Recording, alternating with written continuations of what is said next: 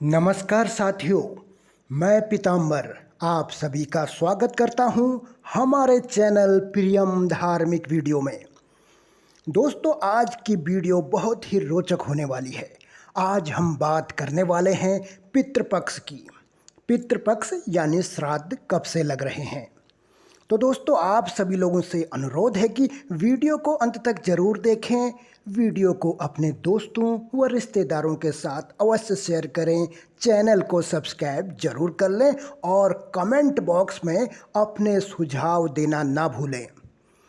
तो दोस्तों, जैसा कि आप सभी जानते ही हैं कि इस चैनल के अंतर्गत हम रोचक वीडियो लेके आते हैं जो धार्मिक, वास्तु या ज्योतिष शास्त्र या फिर हमारी सांस्कृतिक विरासत से संबंधित होती है।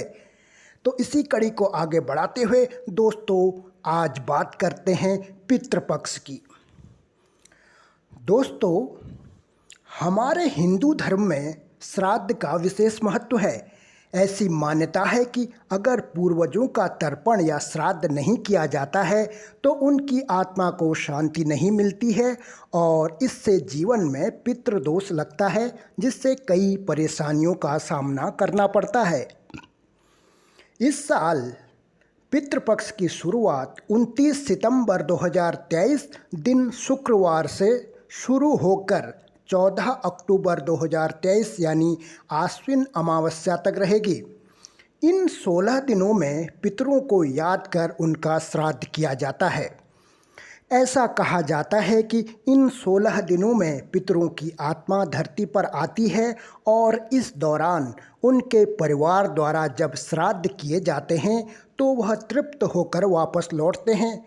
तो आइए आज हम श्राद्ध से जुड़ी हुई सभी महत्वपूर्ण जानकारी के बारे में इस वीडियो में बात करने वाले हैं। तो दोस्तों, सबसे पहले बात करते हैं पितृपक्ष क्या होता है।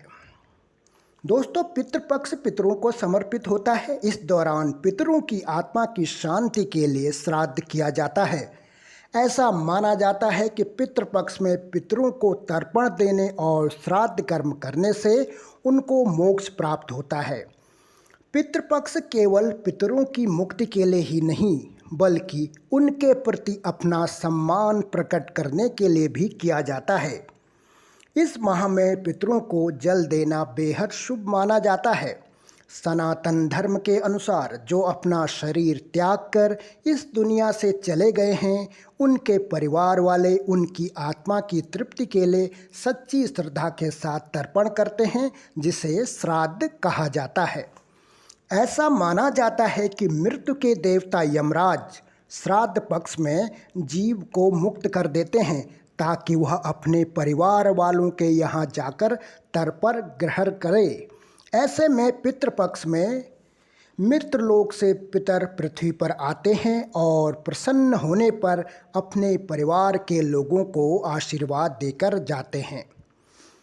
तो दोस्तों, अब जानते हैं पितृपक्ष कब है 2023 में। हिंदू पंचांग के अनुसार इस साल यानी 2023 में पितृपक्ष की शुरुआत 29 सितंबर 2023 से है। वहीं इसका समापन आश्विन कृष्ण पक्ष की अमावस्या को है, जो 14 अक्टूबर 2023 को पड़ रही है। पितृपक्ष की कुछ महत्वपूर्ण तिथियां हैं, उन्हें भी जान लेते हैं। इसमें सबसे पहले है भरणी श्राद्ध। शास्त्रों के अनुसार पितृपक्ष की अवधि में 3 तिथि बहुत महत्वपूर्ण होती है, जिनमें भरणी श्राद्ध, नवमी श्राद्ध और सर्वपितृ अमावस्या शामिल है। दोस्तों, इस साल भरणी श्राद्ध कर्म 2 अक्टूबर को चतुर्थी श्राद्ध के साथ किया जाएगा। पंचांग के मुताबिक भरणी नक्षत्र सुबह से शाम 6:24 तक रहने वाला है। इस दौरान किए गए तर्पण और श्राद्ध कर्म को बेहद श्रेष्ठ माना जाता है।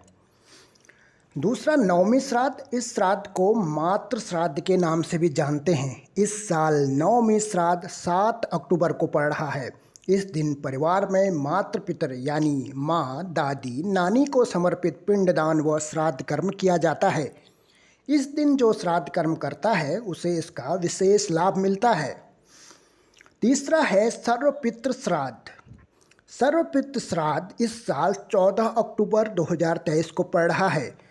इसका मतलब है इस दिन जो लोग किसी कारणवश अपने पितरों के निधन की तिथि नहीं जानते या भूल गए हैं, वो इस दिन श्राद्ध कर्म, तर्पण और पिंडदान कर सकते हैं। इस दिन दान करने से विशेष लाभ मिलता है। आइए दोस्तों, अब जानते हैं पितृपक्ष में तर्पण करने की विधि।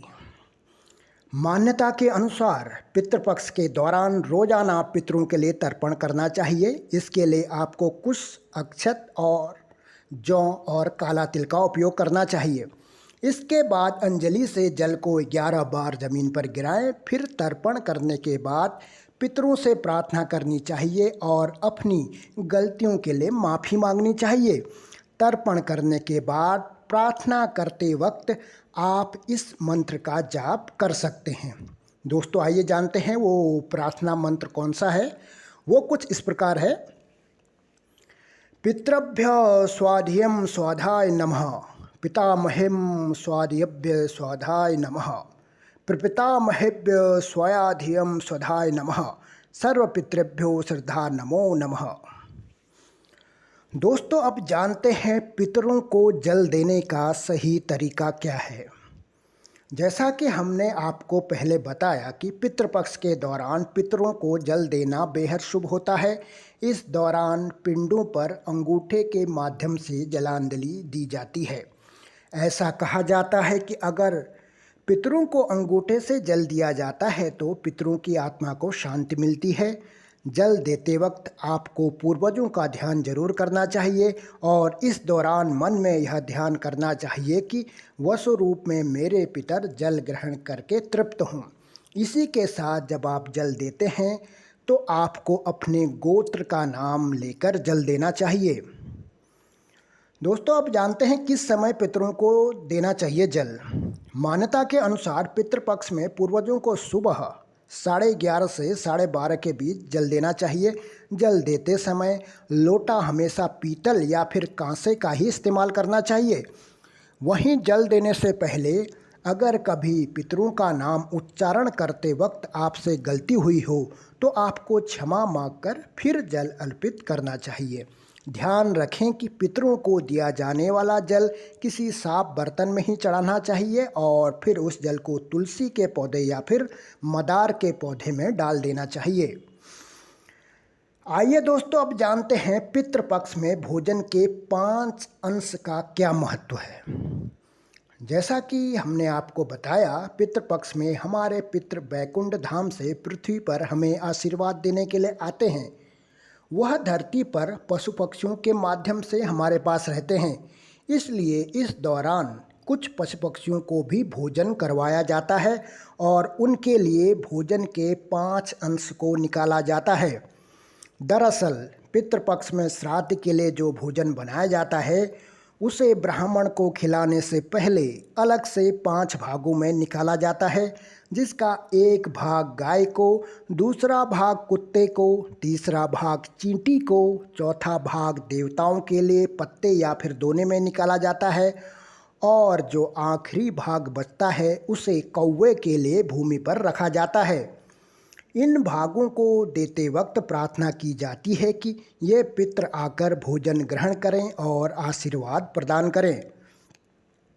अब इन 5 अंश के महत्व की बात करें तो पितरों को अर्पित करने वाले भोजन 5 अंश से इसलिए निकाले जाते हैं क्योंकि कुत्ता जल तत्व का प्रतीक माना जाता है, चींटी को अग्नि तत्व का प्रतीक, कौवा को वायु तत्व का प्रतीक, गाय को पृथ्वी तत्व का प्रतीक और देवताओं को आकाश तत्व का प्रतीक माना जाता है। इसलिए ब्राह्मणों को भोजन देने से पहले इन 5 अंश को भोजन निकाला जाता है ताकि हम पंच तत्वों के प्रति आभार व्यक्त कर सके, क्योंकि ब्रह्मांड की उत्पत्ति इन्हीं 5 तत्वों से होती है। आइए दोस्तों, अब जानते हैं पितृपक्ष के दौरान कौन से काम नहीं करने चाहिए। धार्मिक मान्यताओं के अनुसार पितृपक्ष के दौरान किसी भी तरह का मांगलिक कार्य नहीं करना चाहिए, यानी इस दौरान शादी, मुंडन, सगाई और गृह प्रवेश जैसे मांगलिक कार्य पितृपक्ष के दौरान बिल्कुल निषेध माने जाते हैं, क्योंकि इस दौरान शोकाकुल का माहौल होता है, इसलिए इन दिनों में कोई भी शुभ काम करना अशुभ माना जाता है। पितृपक्ष के दौरान नहीं करना चाहिए इन चीज़ों का सेवन, जानते हैं उसको भी। पितृपक्ष के दौरान मांसाहारी खाना बिल्कुल भी नहीं खाना चाहिए। यही नहीं, इस दौरान कुछ शाकाहारी चीज़ों का भी सेवन वर्जित माना जाता है। इनमें लौकी, खीरा, चना, जीरा और सरसों का साग खाने से बचना चाहिए। वहीं इन 16 दिनों में पशु पक्षियों की सेवा करनी चाहिए और उन्हें किसी भी प्रकार से सताना नहीं चाहिए। ऐसी मान्यता है कि अगर पितृपक्ष के दौरान किसी भी पशु पक्षियों को परेशान किया जाता है तो पूर्वज नाराज हो जाते हैं। दोस्तों, आप जानते हैं सपने में अगर पितर दिखाई दे तो उसका क्या फल होता है। दरअसल जब किसी पितर की आत्मा को शांति नहीं मिलती है तो वो बार बार आकर आपके सपने में आते हैं और आपको यह बताने की कोशिश करते हैं। कई बार ऐसा होता है कि उनकी कोई इच्छा अधूरी रह जाती है, जिस कारण उनकी आत्मा को शांति नहीं मिलती। ऐसे में आपको आत्मा की शांति के लिए पाठ करवाना चाहिए और दान दक्षिणा भी देनी चाहिए। वहीं अगर आपको अपने सपने में कोई पितर हंसता मुस्कुराता दिखाई देता है तो इसका मतलब यह है कि वो आपको आशीर्वाद देने आए हैं, क्योंकि वह आपसे खुश हैं।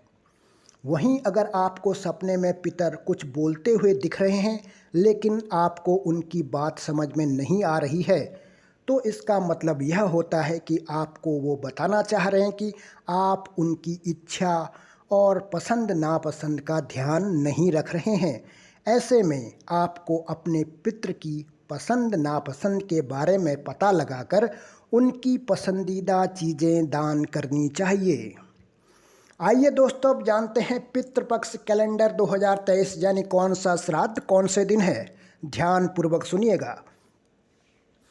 दोस्तों, पूर्णिमा का श्राद्ध व प्रतिपदा यानी पड़वा का श्राद्ध 29 सितंबर 2023 दिन शुक्रवार को मनाया जाएगा। यानी दोनों ही श्राद्ध, पूर्णिमा का श्राद्ध और प्रतिपदा का श्राद्ध, ये 29 सितंबर 2023 शुक्रवार को मनाए जाएंगे। द्वितीया का श्राद्ध 30 सितंबर शनिवार को, तृतीया का श्राद्ध 1 अक्टूबर रविवार, चतुर्थी श्राद्ध मनाया जाएगा 2 अक्टूबर सोमवार को और पंचमी श्राद्ध मनाया जाएगा 3 अक्टूबर मंगलवार को। षष्ठी का श्राद्ध मनाया जाएगा 4 अक्टूबर दिन बुधवार को।